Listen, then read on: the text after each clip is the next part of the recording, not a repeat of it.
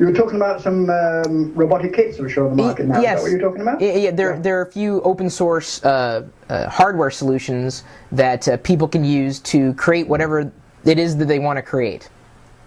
Yeah. There's a lot of software and hardware for robotics. A hell of a lot. But what people get the wrong impression about, and it's a shame, is that they listen to a lot of the hype. You get the newspapers. For example, 20 years ago, they were talking about a robot in every home. Okay? And now, of course, we haven't got it. And then people say, well, look, robotics isn't what it's been cracked out to be. We haven't got this, we haven't got that. The problem is they're only looking at what the newspapers have given them as a fast meal.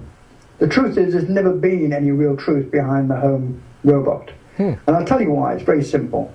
If you take even a little bit of common sense to what a home robot needs to do, then very quickly you understand that it's going to be leased to you for a start off, because it's going to be an incredibly expensive piece of equipment. This is what happened with the Sony robots. This is what happened with the Honda robot, which is one of the best home robots I know, or I should say, two-legged walking robot. Fantastic robot it is. And they're going to put it in offices, and have done, because it is very, very expensive, and they're not selling it and actually renting it. So really the chances of getting a home robot which is not dangerous, which will do its job, and is, let's say, taller than a foot off the ground, is very, very remote because of the complication and the cost.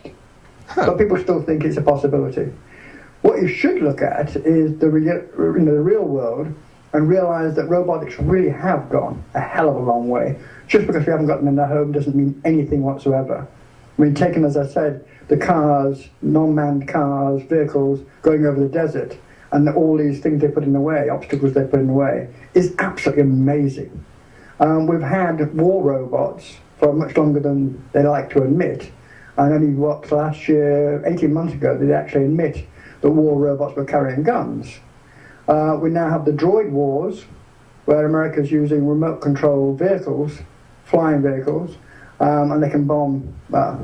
If you stood in a bath, they can bomb you. So, how long will it be before they're not manned?